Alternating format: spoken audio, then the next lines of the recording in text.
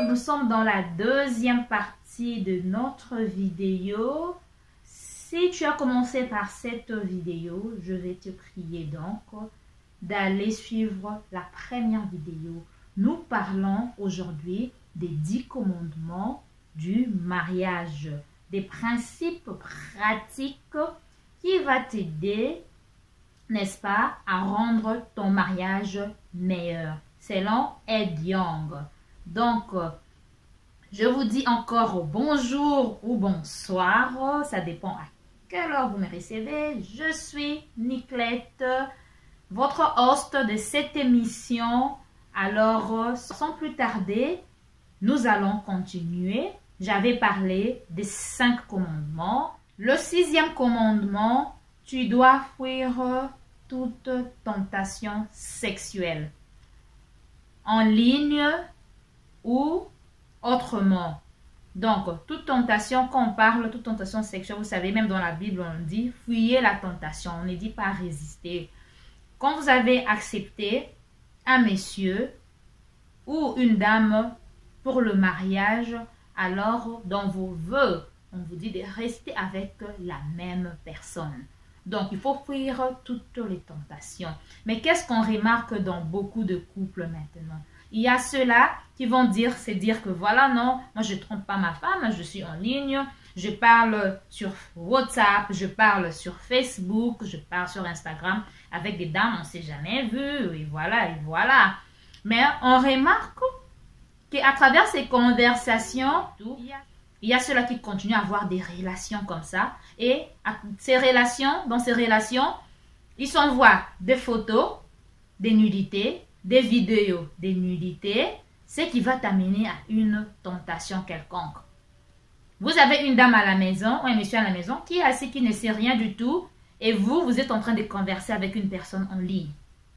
Vous entretenez une certaine relation, après vous allez dire que non, voilà, c'est juste une relation en ligne, c'est rien du tout. Cela peut vous amener, n'est-ce pas, à la tentation. Il y a ceux-là qui ils ont commencé par se voir d'abord, c'était sur Facebook, et puis ils se sont donné rendez-vous physiquement. Donc c'est pour dire que ces relations-là, ce ne sont pas des relations banales. Ça peut aboutir, comme on dit, fuyez la tentation. Et on remarque maintenant, il y a dans certains, comme on dit, dans un couple, on est un. Le problème des téléphones. Vous allez voir monsieur qui a un certain code sur son téléphone. Madame qui a un certain code sur son téléphone. Et personne ne connaît le code de l'autre. S'il n'y avait rien à cacher, pourquoi il y aurait des codes? S'il n'y a rien à cacher, il n'y aura pas de code, n'est-ce pas? Vous allez laisser vos téléphones. Dernièrement, j'ai parlé avec des messieurs. Ils me disaient non. Des fois, on met des codes pour éviter des problèmes à nos femmes. Comment ça, vous allez mettre un code pour éviter des problèmes à vos femmes? Donc, vous êtes conscient que vous entretenez certaines relations. Il y a ceux-là qui sont allés même plus loin. Ils disent que non. Voilà. Des fois, on rencontre des femmes sur Internet et tout. Et même nous font la cour et tout. Mais c'est bien bon. On vous fait la cour. Mais au finish, pourquoi vous n'êtes pas catégorique que vous arrêtez ces relations-là? Je leur ai dit. Vous croyez que nous autres, nous si nous sommes sur des réseaux sociaux, n'est-ce pas? On est mariés. Vous croyez qu'il n'y a pas des hommes aussi qui nous écrivent inbox, des jolis mots? Mais pourquoi nous n'entretenons pas ces relations? Moi, je parle par rapport à moi parce qu'il y a ces femmes qui aussi ils entretiennent en fait. Ils trouvent que c'est bien beau de parler avec des gens quand quelqu'un t'apprécie sur internet, c'est très bien. So, ne venez pas nous raconter des histoires. Que non, voilà, on n'aimerait pas que vous voyez ceci ou cela. Vous aimez ce genre de messages, vous aimez avoir ces relations en ligne. Soyons clairs. Parce que si vous n'en voulez pas, vous allez arrêter. Vous serez... Le 7e commandement. Tu pardonneras à ton partenaire 490 fois et plus. 490 fois et plus. Alors là, je pense que vous allez me poser la question de savoir qu'est-ce qu'il faut pardonner, qu'est-ce qu'il ne faudra pas pardonner. Parce que dans un couple, il y a plein d'histoires. Il y a ceux-là qui vont me parler des infidélités, de l'adultère. On dit de pardonner, c'est indéterminé. Quand on dit 400, quand la Bible dit 490 fois, cela veut dire, ce n'est pas le chiffre là que vous voyez, c'est-à-dire que vous pardonnerez toujours. Always forgive. Always. Peu importe ce que votre partenaire va faire. Ça, c'est le 10 commandements du mariage. Peu importe. Alors là, please, ne venez pas me jeter des pierres. Et ce n'est pas moi qui ai dit, oh. C'est Ed Young qui a dit. Et c'est la Bible aussi qui dit ça. Ne venez pas me jeter des pierres. Il y a d'autres hommes qui disent, hey, et si tu attrapes ton mari qui a fait l'adultère, qui a fait une certaine infidélité, il faudra aussi pardonner. Papa, maman, là, je te ramène à la Bible et je te ramène par rapport à toi-même. Il y a des femmes, il y a des personnes qui supportent facilement. Vous avez vu, il y a des couples par exemple. Il y a des hommes qui ont attrapé leur femme en flagrant délit et qui ont pardonné. Et il y a des hommes qui va te dire, qui va vous dire que moi, je t'attrape comme ça. Tu ne mettras même plus les pieds dans ma maison, même pas à la porte. Tout comme il y a des femmes qui ont pardonné certaines infidélités, certaines choses à leur mari. Et tout comme il y a des femmes qui sont catégoriques. Pardon. Dites-moi dans les commentaires, quel genre de problème vous allez pardonner et c'est que vous n'allez jamais pardonner par exemple. Mais la Bible dit, il faut toujours pardonner. Pour être en paix. Parce que vous-même aussi, il n'y a pas de gens parfaits, oh. Je laisse cette question en suspense. Je ne vais pas aller trop en profondeur. Si vous avez quelque chose à partager, ça se passe dans les commentaires. 8. Tu aimeras ta maison. Si j'ai bien compris, ce que ces commandements voulaient dire, c'est que tu feras de ta maison un havre de paix. Un havre de paix dans le sens où c'est là où les gens se sentent à l'aise. C'est une maison qui est propre, qui sent bon, une maison où il n'y a pas à tout moment des conflits, où quand l'autre traverse la porte, c'est la bagarre, c'est les disputes. C'est une maison où quand tu es à l'extérieur, quand tu travailles, quand tu es allé faire les courses, ou quand tu es sorti, ou tu as eu une journée chargée, tu es pressé de rentrer. Donc tu aimeras ta maison. En fait, c'est un conseil, majoritairement ici, je vais parler, c'est un conseil, je pense, donné aux dames, en fait, en quelque sorte. Parce que comme j'avais dit dans ma première partie de la vidéo, que c'est la femme qui bâtit. C'est vrai, il y a les hommes qui peuvent aider au ménage et tout, mais la majorité des tâches, en fait, on le fait, nous, en tant que maman, en tant que femme au foyer, on arrange nos maisons. D'ailleurs, quand on range, on le fait. D'ailleurs, ce n'est pas qu'on le fait qu'au mariage. C'est quelque chose qu'on faisait depuis qu'on était chez nous, en famille, ou pendant qu'on était encore célibataire dans son appartement. On range et tout.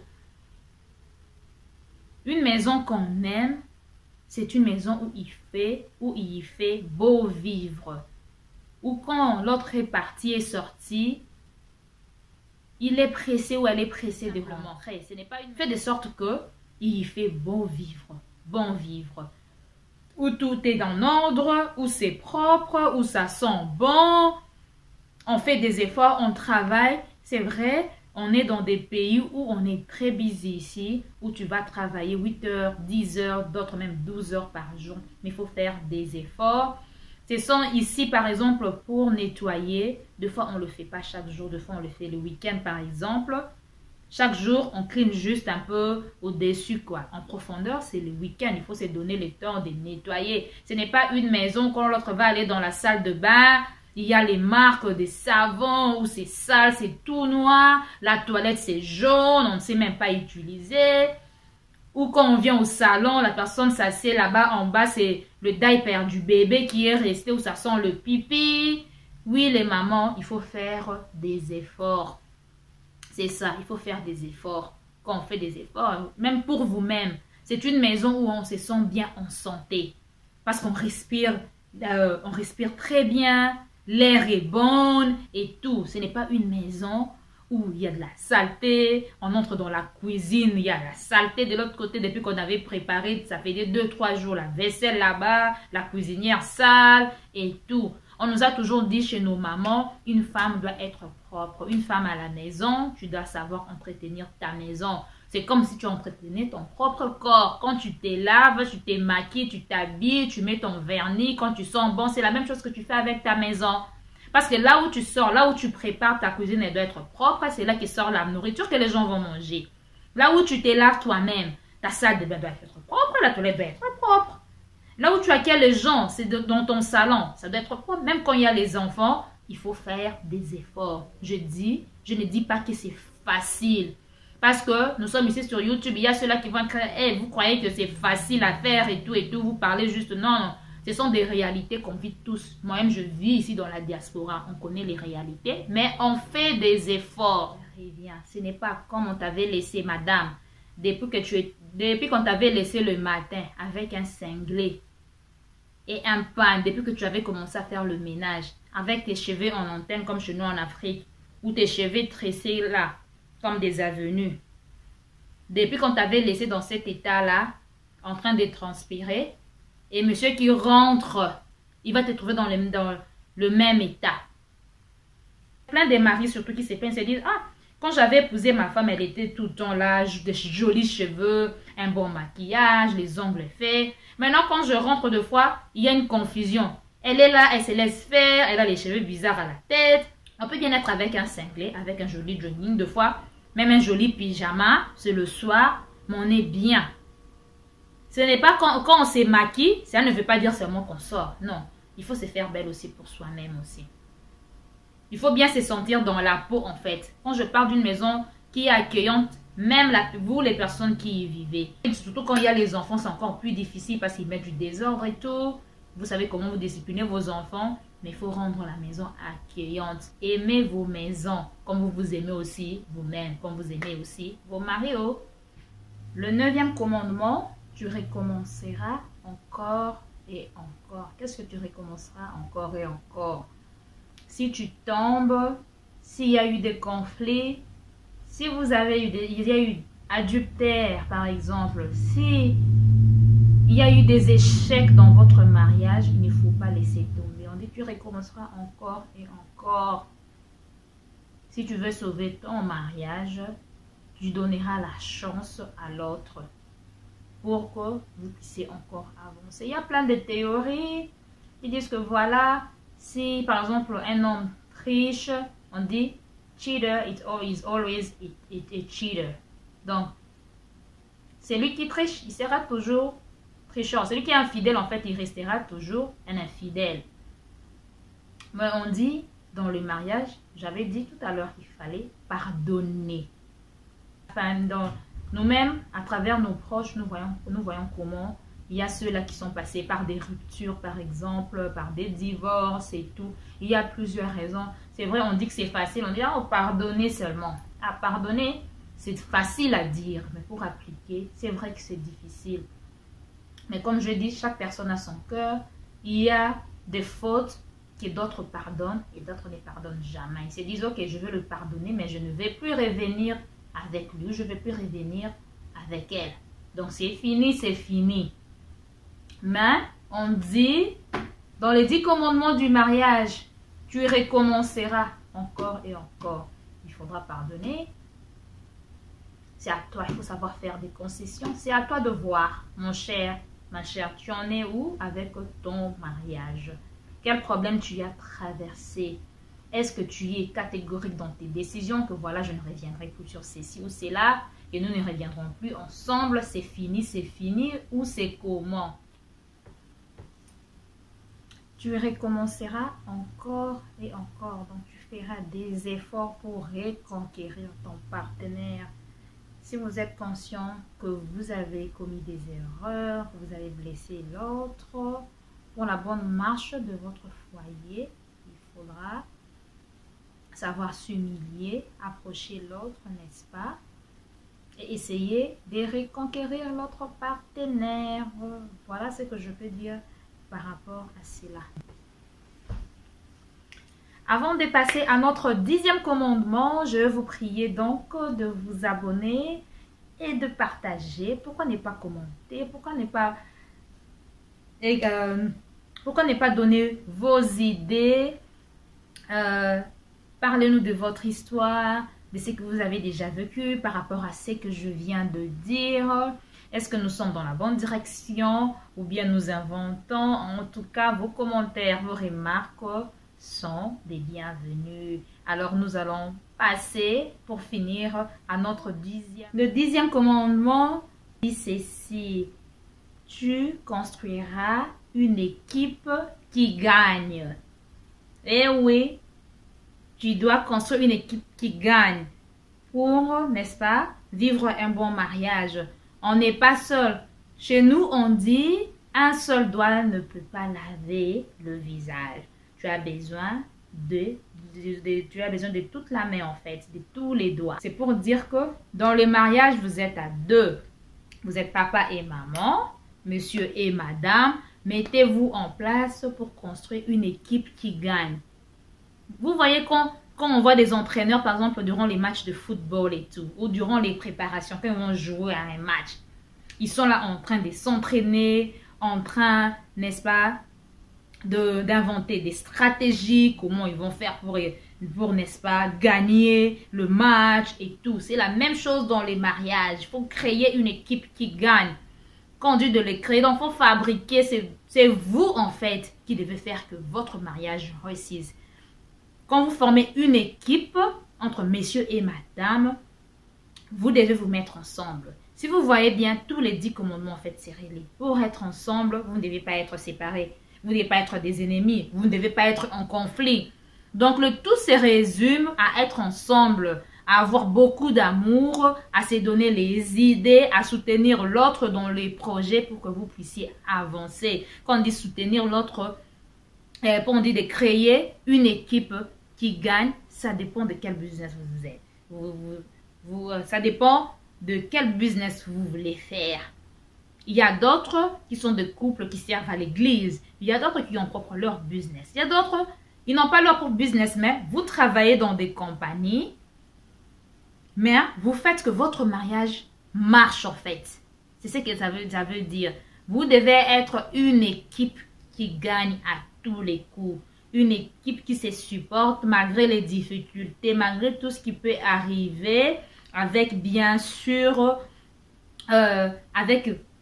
l'aide de Dieu, parce que sans lui, nous ne pouvons pas marcher. Parce que sans Dieu au centre de toutes choses, you're gonna fail. Donc, il faut mettre Dieu au centre et c'est comme ça que vous allez avancer. Mais on dit aussi, Dieu ne descendra pas sur terre, par exemple. Dieu t'a donné 2 mains, 2 bras, une tête qui fonctionne très bien, tête bien faite et tout. Des fois, il faut se mettre aussi à l'œuvre. Dieu vous donne tout ce qu'il faut. Parce qu'il y a de ces gens qui disent, Dieu fera. Tu es là, toi-même, tu ne fais rien. Tu ne fournis aucun effort.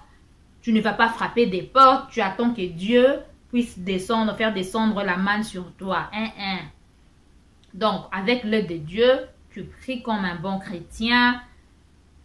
Vous confiez votre projet, le projet de votre couple entre les mains de Dieu.